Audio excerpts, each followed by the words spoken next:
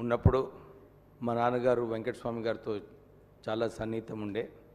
వాళ్ళిద్దరూ 1991 క్యాబినెట్లో ఉన్నప్పుడు చాలామంది అప్పుడు ఫైనాన్స్ మినిస్టర్గా ఉండి ఎకనామిక్ రిఫార్మ్స్ ఏదైతే తీసుకొచ్చారో ఈ భారతదేశం రూపురేఖ మారవడం జరిగింది. ఆ సమయంలో చాలా డీరెగ్యులేషన్స్, రూపీని డివాల్యుయేషన్ చేయడము, లైసెన్స్ రాజ్ తీసేయడము, ఇవన్నీ కావడంతో చాలామంది అప్సెట్ అయిపోయినారు.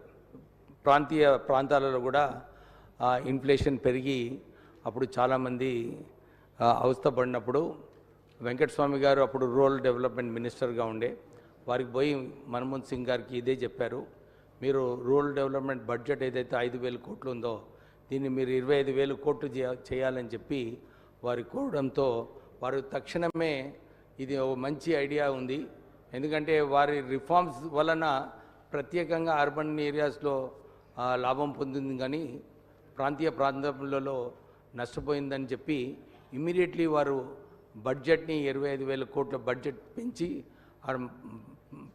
ప్రాంతాలలో కూడా నిధులు కేటాయించడం జరిగింది. అంటే అప్పటి నుంచి వాళ్ళిద్దరికీ ఒక మంచి సంబంధం ఉండే.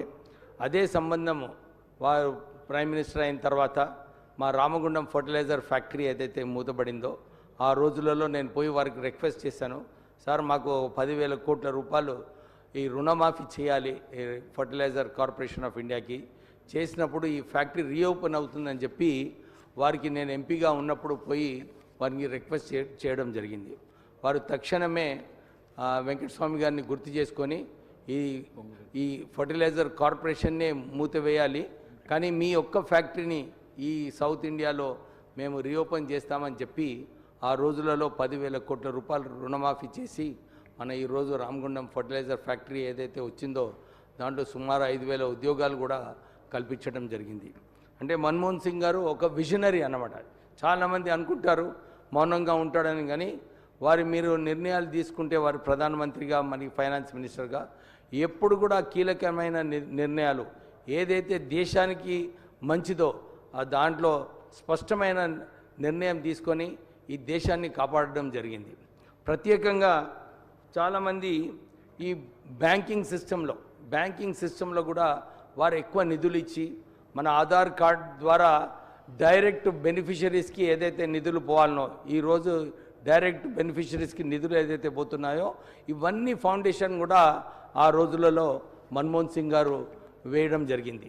వారి హయాంలో చాలామంది చెప్పుకున్నారు 8% జీడిపి గ్రోత్ రేట్, అంటే అప్పుడు ప్రపంచంలో జీడిపి గ్రోత్ రేట్స్ 2%, 3% ఉన్నప్పుడు మన్మోహన్ సింగ్ గారి హయాంలో 8% వచ్చిందనమాట. ఈరోజు కూడా కేవలం మన భారతదేశంలో 5% GDP growth, 8% GDP growth rate అంటే అన్ని ఎక్కువ ఉద్యోగాలు అప్పుడు కల్పించడం జరిగింది. ఇండస్ట్రీస్ అన్నీ కూడా ప్రాస్పర్ కావడం జరిగింది. ఇవన్నీ కావడంతో దేశం ముందుకు వెళ్తున్న సమయంలో 2008లో వరల్డ్లో ఫైనాన్షియల్ ట్రబుల్ వచ్చింది అధ్యక్ష. అప్పుడు మన్మోహన్ సింగ్ గారు మన భారతదేశానికి ఇన్ఫ్లేషన్ కంట్రోల్ చేయడానికి నిర్ణయాలు తీసుకున్నారు. ఇప్పుడే చెప్పినట్టు మన్రేగా కార్యక్రమము, ఒక మార్మూరు ప్రాంతాలలో ఎంప్లాయ్మెంట్ కల్పించడంలో ఇవన్నీ చర్యలు తీసుకోవడం వలన ఇన్ఫ్లేషన్ కూడా ప్రపంచంలో 5% ఇన్ఫ్లేషన్ ఉన్నప్పుడు మన దేశంలో కేవలం 2% ఉండే. G20 మీటింగ్లో ఒబామా గారు చెప్పారు, నిజంగానే మన్మోహన్ సింగ్ గారు కేవలం భారతదేశంలో పెద్ద నాయకుడు కాదు, ఆయన ఒక financial expert of the world అని చెప్పి వారు ఒబామా గారు ఆ G20 మీటింగ్లో అందరి ముందు చెప్పడం జరిగింది. ఇంత మంచిగా భారతదేశంని మన్మోహన్ సింగ్ గారు కంట్రోల్ చేశారు, వారు నా గురువు లాంటి వారని చెప్పి ఒబామా గారు అందరి ముందు చెప్పడం జరిగింది. అంటే కేవలము ప్రధానమంత్రి ఆ రోజులలో మన్మోహన్ సింగ్ గారు ఏదైతే చర్యలు తీసుకున్నారో చాలామంది అనుకుంటున్నారు ఇది యుఎస్తో ఏదైతే న్యూక్లియర్ ట్రీటీ చేసినారో ఈ న్యూక్లియర్ ట్రీటీలో యురేనియం రావడం, మనకు టెక్నాలజీ ట్రాన్స్ఫర్ కావడం, దాంతోపాటు 28 శాంక్షన్స్ ఉండే అధ్యక్ష మన భారతదేశం వ్యతిరేకంగా యుఎస్ వాళ్ళు. ఆ శాంక్షన్స్ అన్నీ తీయడం వలన మన ట్రేడ్ ఏదైతే ఉందో యుఎస్ గవర్నమెంట్తో మన ఇండియా యుఎస్ ట్రేడ్ పెరిగింది. ఈరోజు మన దేశము 2 ట్రిలియన్ ఎకానమీ నుంచి 5 ట్రిలియన్ ఎకానమీకి పోతున్నామంటే ఇది కేవలం మన్మోహన్ సింగ్ గారి ఫౌండేషన్ ఏదైతే 1991 తర్వాత 2004లో లే చేసినారో దాంతోనే మన భారతదేశం ఈరోజు ముందుకు వెళ్తుంది.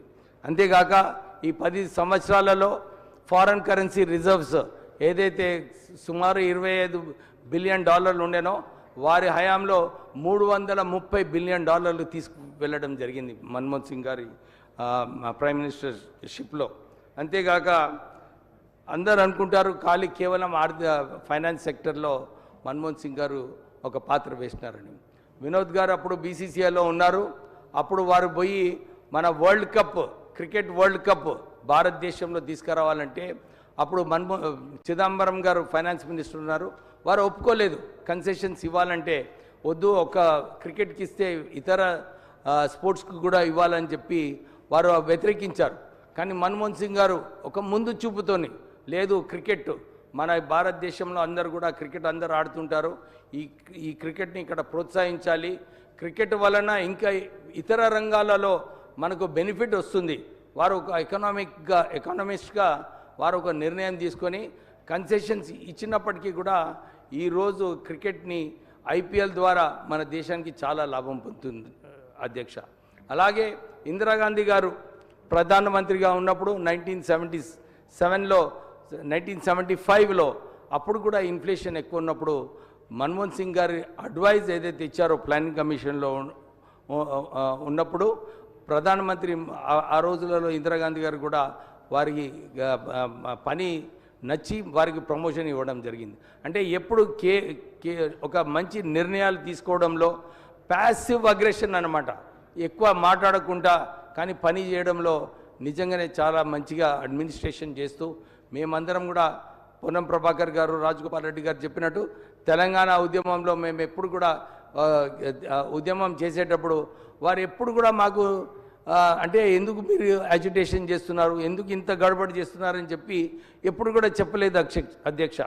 పిలిచి మేము మాట్లాడినప్పుడు వారు విని డెఫినెట్లీ తెలంగాణ ఇచ్చేది ఉంది, మేము ఇది సీఎం ఈ కామన్ మినిమం ప్రోగ్రాంలో ఈ తెలంగాణ అంశం పెట్టినాము, ఇస్తామని చెప్పి ఎప్పుడు కూడా మాకు మాకు మాకు కామ్ డౌన్ చేసేవారు ప్రధానమంత్రి గారు. అంతేగాక వారు అందరు కూడా చెప్పినారు చాలా సింప్లిసిటీతో జీవించారని.